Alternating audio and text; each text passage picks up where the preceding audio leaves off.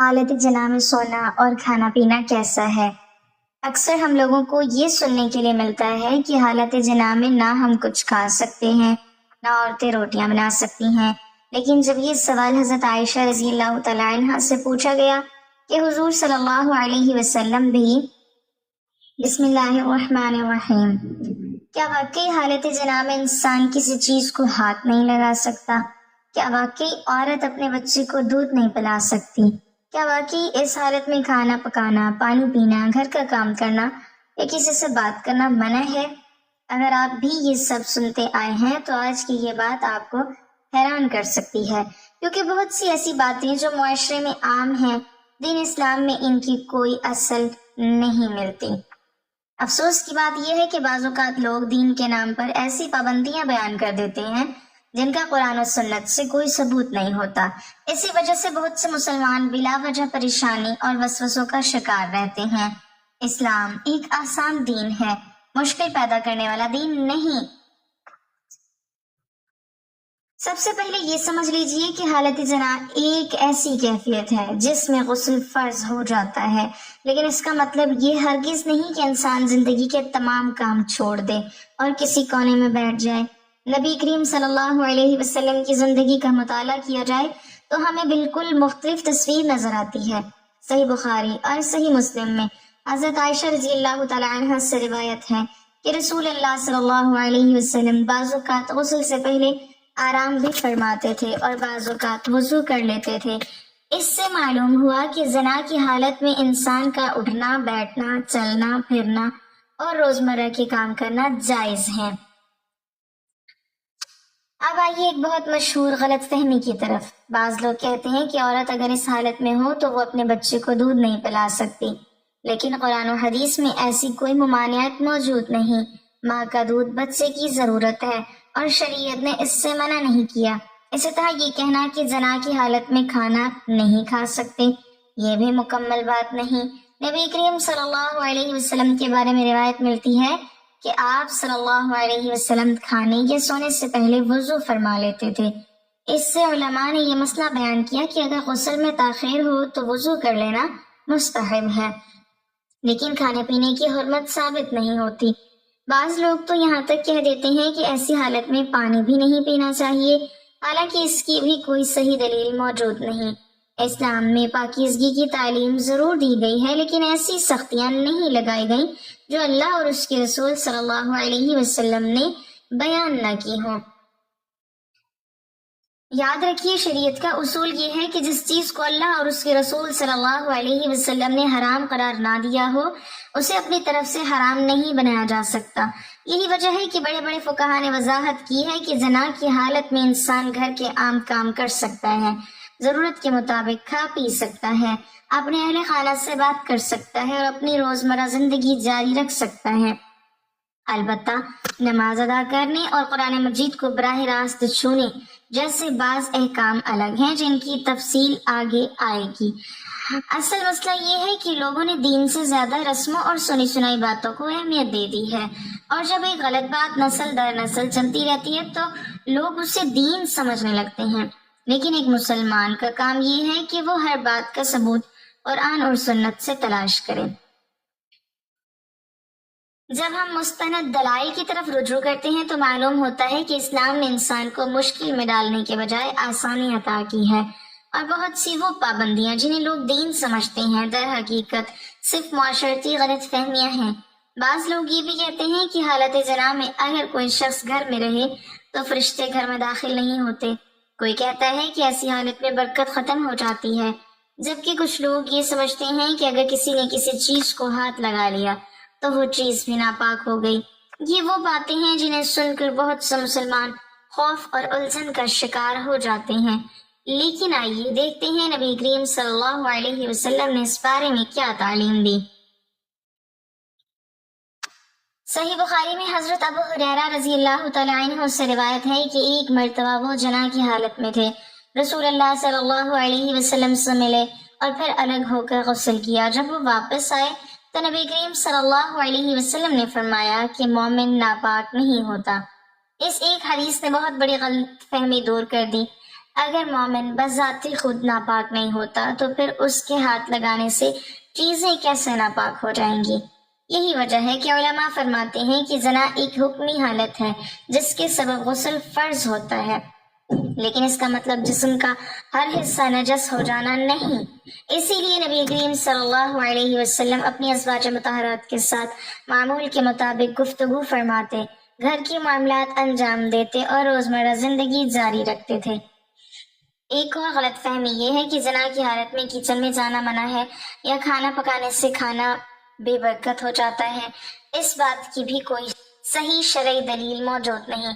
اگر ایسا ہوتا تو رسول اللہ صلی اللہ علیہ وسلم ضرور امت کو اس سے منع فرماتے، لیکن احادیث میں ایسی کوئی ممانعت نہیں ملتی۔ ہاں، پاکیزگی اسلام کا حسن ہے، اس لیے جلد غسل کر لینا بہتر اور پسندیدہ عمل ہے، لیکن جب تک غسل نہ ہو اس دوران ضروری کام انجام دینا جائز رہتا ہے۔ بعض خواتین خاص طور پر یہ سوال کرتی ہیں کہ کیا وہ اس حالت میں اپنے بچوں کی دیکھ بھال کر سکتی ہیں، کیا بچے کو گود میں لے سکتی ہیں یا دودھ پلا سکتی ہیں؟ تو اس کا جواب یہی ہے کہ شریعت نے ایسی کوئی پابندی عائد نہیں کی۔ اگر ایسا حکم ہوتا تو وہ قرآن و حدیث میں واضح طور پر موجود ہوتا، کیونکہ یہ ایسا مسئلہ ہے جس کا تعلق روزمرہ زندگی سے ہے اور لاکھوں خواتین اس سے متعلق ہوتی ہیں۔ اسی طرح بعض لوگ کہتے ہیں کہ اس حالت میں کسی بزرگ کا نام نہیں لینا چاہیے، کوئی دینی بات نہیں کرنی چاہیے یا سلام کا جواب نہیں دینا چاہیے۔ یہ تصورات بھی شریعت سے ثابت نہیں۔ مسلمان ہر حال میں سلام کا جواب دے سکتا ہے، اللہ کا ذکر کر سکتا ہے اور دینی گفتگو کر سکتا ہے۔ حضرت عائشہ رضی اللہ تعالی عنہ فرماتی ہیں کہ رسول اللہ صلی اللہ علیہ وسلم ہر وقت اللہ تعالیٰ کا ذکر فرمایا کرتے تھے۔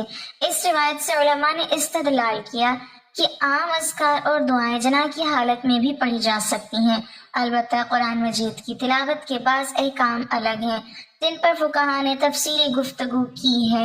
اس لیے ضروری ہے کہ ہم ہر مسئلے کو اس کے اصل شرعی دائرے میں سمجھیں اور سنی سنائی باتوں کی بنیاد اپنے لیے مشکلات پیدا نہ کریں۔ دین آسانی کا نام ہے اور اسلام نے انسان کی فطری ضروریات کو سامنے رکھ کر احکام نازل کیے ہیں۔ اگر ہر کام کو غسل تک مؤخر کرنا ضروری ہوتا تو زندگی کا نظام ہی متاثر ہو جاتا۔ اسی لیے شریعت نے توازن سکھایا ہے، پاکیزگی کا حکم بھی دیا اور ضرورت کے کاموں کی اجازت بھی دی۔ افسوس یہ ہے کہ بہت سے لوگ اصل دین کو جانے بغیر ایسی باتیں پھیلا دیتے ہیں جن کی کوئی مضبوط دلیل موجود نہیں ہوتی، اور پھر وہی باتیں حقیقت سمجھ لی جاتی ہیں۔ ایک سچے مسلمان کی پہچان یہ ہے کہ وہ ہر بات کو قرآن، حدیث اور معتبر علماء کی تشریحات کی روشنی میں پرکھتا ہے، نہ کہ صرف لوگوں کی باتوں پر یقین کر لیتا ہے۔ اب سوال یہ پیدا ہوتا ہے کہ اگر اتنے سارے کام جائز ہیں تو پھر آخر وہ کون سے کام ہیں جن کے لیے غسل ضروری ہے؟ یہی وہ مقام ہے جہاں بہت سے لوگ یا تو ضرورت سے زیادہ سختی اختیار کر لیتے ہیں یا پھر لاپرواہی کا شکار ہو جاتے ہیں۔ اسلام دونوں چیزوں سے بچنے کی تعلیم دیتا ہے۔ سب سے پہلے یہ بات سمجھ لیجئے کہ نماز ایک ایسا عمل ہے جس کے لیے طہارت شرط ہے۔ قرآن مجید میں اللہ تعالیٰ فرماتا ہے کہ اگر تم زنا کی حالت میں ہو تو غسل کرو۔ اسی بنیاد پر تمام فقہا کا اتفاق ہے کہ غسل سے پہلے فرض، واجب یا نفل ادا نہیں کی جا سکتی۔ اسی طرح طواف کعبہ کے لیے بھی طہارت ضروری سمجھی گئی ہے۔ اب آتے ہیں قرآن مجید کی تلاوت کے مسئلے کی طرف۔ اس بارے میں فقہا کے درمیان کچھ تفصیلی مباحثت موجود ہیں، لیکن جمہور علماء کی رائے یہ ہے کہ زنا کی حالت میں قرآن کریم کی باقاعدہ تلاوت سے اجتناب کیا جائے یہاں تک کہ غسل کر لیا جائے۔ البتہ عام دعائیں، اذکار، استغفار، درود شریف، سبحان اللہ، الحمدللہ، اللہ اکبر اور لا الہ الا اللہ جیسے کلمات پڑھنے کی اجازت موجود ہے۔ یہی وجہ ہے کہ بعض لوگ غلطی سے یہ سمجھ لیتے ہیں کہ زنا کی حالت میں اللہ کا نام لینا بھی منع ہے، حالانکہ یہ تصور درست نہیں۔ اللہ کا ذکر بندے کے لیے ہر وقت باعث رحمت ہے۔ ایک اور غلط فہمی یہ ہے کہ اگر کسی کو رات کے وقت غسل کی ضرورت ہو جائے تو اسے فوراً اسی وقت غسل کرنا لازمی ہے، ورنہ گناہ ہوگا۔ حقیقت یہ ہے کہ اگر نماز کا وقت نہیں آیا اور کوئی شخص سونا چاہتا ہے تو وہ سو سکتا ہے۔ البتہ احادیث میں آتا ہے کہ نبی کریم صلی اللہ علیہ وسلم ایسی صورت میں وضو فرما لیتے تھے۔ اس لیے وضو کر کے سونا بہتر اور سنت کے زیادہ قریب عمل سمجھا جاتا ہے۔ صحیح بخاری اور صحیح مسلم میں اس حوالے سے متعدد روایت موجود ہیں۔ اس سے معلوم ہوا کہ اسلام انسان کی راحت اور ضرورت دونوں کا خیال رکھتا ہے۔ بعض لوگ یہ بھی کہتے ہیں کہ اگر کوئی شخص اس حالت میں کئی گھنٹے گزار لے تو اس پر سخت گناہ ہوتا ہے۔ حقیقت یہ ہے کہ اصل ذمہ داری یہ ہے کہ نماز کا وقت آنے سے پہلے غسل کر لیا جائے تاکہ نماز صحیح طریقے سے ادا ہو سکے۔ بلا وجہ تاخیر کرنا یقیناً مناسب نہیں، لیکن شریعت نے ایسی کوئی غیر ضروری سختی بیان نہیں کی جو بعض لوگ اپنی طرف سے بیان کرتے ہیں۔ اسی طرح بعض خواتین یہ سمجھتی ہیں کہ گھر کی صفائی، کپڑے دھونا، کھانا پکانا یا بچوں کی خدمت کرنا اس حالت میں جائز نہیں، حالانکہ اس کی کوئی معتبر دلیل موجود نہیں۔ اگر ایسا حکم ہوتا تو صحابہ اکرام رضی اللہ عنہم اور ازواج مطہرات رضی اللہ عنہن کو اس کی تعلیم ضرور دی جاتی اور احادیث میں اس کا واضح ذکر ملتا۔ اسلام کا مزاج اعتدال اور آسانی ہے، نہ اتنی سختی کہ انسان معمول کی زندگی بھی نہ گزار سکے اور نہ اتنی لاپرواہی کہ فرض احکام کو نظر انداز کر دیا جائے۔ اس لیے علماء فرماتے ہیں کہ زنا کی حالت میں اصل توجہ اس بات پر ہونی چاہیے کہ غسل جلد از جلد کر لیا جائے، لیکن اس دوران جائز کاموں کو ناجائز سمجھ لینا درست نہیں۔ افسوس کہ بہت سی ایسی باتیں جو صرف لوگوں کی زبانوں پر مشہور ہو گئیں انہیں دین کا حصہ سمجھ لیا گیا، حالانکہ جب ہم قرآن و سنت کی طرف رجوع کرتے ہیں تو ایک متوازن اور آسان دین ہمارے سامنے آتا ہے، ایسا دین جو انسان کی فطرت کے مطابق ہے اور جس میں بلا وجہ تنگی پیدا نہیں کی گئی۔ آخر میں ایک لمحے کے لیے سوچئے، کتنے ہی مسلمان ایسے ہیں جو برسوں سے کچھ باتوں کو دین سمجھتے آئے ہیں، حالانکہ ان کی بنیاد صرف سنی سنائی باتوں پر ہوتی ہے۔ کسی نے کہہ دیا کہ حالت جناب میں پانی نہیں پینا چاہیے، کسی نے کہہ دیا کہ بچے کو گود نہیں اٹھانا چاہیے، کسی نے کہہ دیا کہ دودھ پلانا منع ہے، اور کسی نے یہ باور کرا دیا کہ اس حالت میں انسان جو چیز چھو لے وہ بھی ناپاک ہو جاتی ہے۔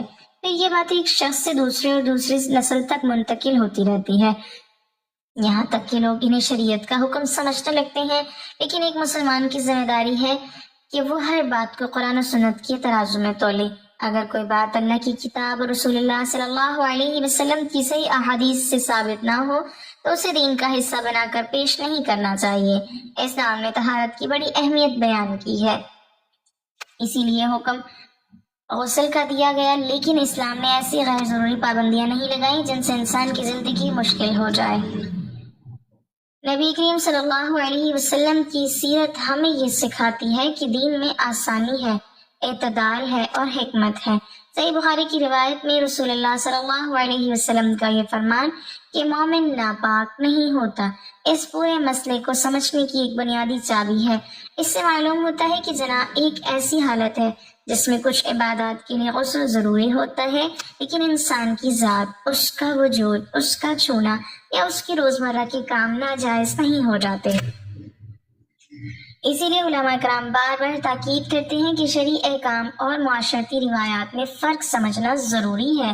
بہت سے لوگ نیکی کی نیت سے ایسی باتیں پھیلاتے ہیں جن کا دین میں ثبوت نہیں ہوتا، لیکن نیک نیتی کے باوجود غلط بات غلط ہی رہتی ہے۔ اس لیے ہمیں چاہیے کہ علم حاصل کریں، معتبر علماء سے رہنمائی لیں اور ہر مسئلے میں قرآن و سنت کو بنیاد بنائیں۔ اگر ہمیں کوئی نئی بات سننے کو ملے تو فوراً اسے آگے پھیلانے کے بجائے تحقیق کریں کہ آیا اس کی کوئی شرعی دلیل بھی موجود ہے یا نہیں۔ یہی طرز عمل صحابہ کرام کا تھا اور یہی ایک سچے مسلمان کا طریقہ ہونا چاہیے۔ یاد رکھیے، اسلام انسان کو وسوسوں، بیجا خوف اور خود ساختہ پابندیوں میں مبتلا نہیں کرنا چاہتا، بلکہ اسے اللہ تعالیٰ کے قریب کرنا چاہتا ہے۔ لہٰذا اگر آپ بھی آج تک ان غلط فہمیوں کا شکار رہے ہیں تو پریشان ہونے کی ضرورت نہیں، بس صحیح علم حاصل کیجیے اور دین کو اس طرح سمجھیے جس طرح اللہ تعالیٰ اور اس کے رسول نے ہمیں سکھایا ہے۔ اللہ تعالیٰ ہمیں صحیح دین سمجھنے، اس پر عمل کرنے اور دوسروں تک حق بات پہنچانے کی توفیق عطا فرمائے، آمین۔ اگر یہ معلومات مفید لگیں تو اپنے لیے بھی علم نافع کی دعا کریں اور دوسروں تک بھی صحیح بات پہنچانے کی کوشش کریں، کیونکہ ایک غلط فہمی دور کرنا بعض اوقات ایک بڑی نیکی بن جاتا ہے۔ کمنٹ باکس میں اللہ تعالیٰ کے 99 ناموں میں سے ایک نام ضرور ٹائپ کریں۔